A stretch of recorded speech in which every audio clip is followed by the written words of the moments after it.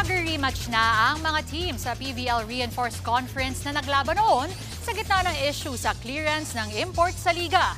Crucial ang mga resulta para malaman ang mga matchup sa susunod na round. Para sa update live mula sa MOA Arena, nasa frontline ng balitang yan, si Ian Suyu. Ian?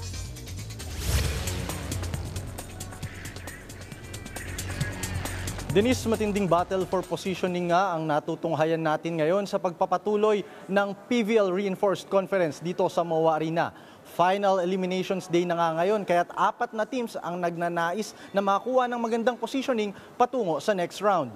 Sa ngayon nga, ongoing na yung 5th set ng tapatang Akari Chargers kontra yan sa Zeus Coffee Thunderbells. Nasa Zeus ang bentahe ngayon, lalo't sila lang ang natitirang undefeated team sa buong liga.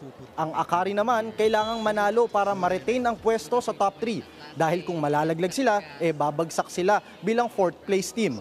Samantala, isa pang crucial match ang nakakasama maya. Maghaharap ang Capital One Solar Spikers at Chocomucho Flying Titans para sa second game. Ang magwawagi sa larong yan, papasok sa top 3 ng Pool B. Kung matatandaan natin, nagharap na ang dalawang koponan na yan noong nakaraang buwan pero na-void ang laro dahil sa issue ng clearance ng mga import sa liga. Masusubukan ngayon ang tikas ni Super Rookie Bella Belen, Leila Cruz, Roma Dormal at Iris Tolenada.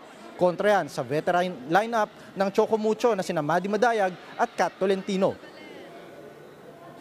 Denise, sa pagtatapos nga mamaya nito, yung top 3 teams ng kada pool, makakalaban yung bottom 3 teams ng kabilang pool naman. Ganyan yung magiging format ng torneyong ito. At dyan natin malalaman kung sino yung lulusot sa quarterfinals, dire-diretso na yan patungong semifinals hanggang sa final round. Yan muna ang latest mula dito sa MOA Arena. Denise? Maraming salamat, Ian Suyu.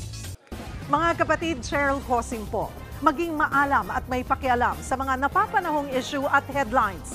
Mag-follow at mag-subscribe na sa social media pages ng News 5.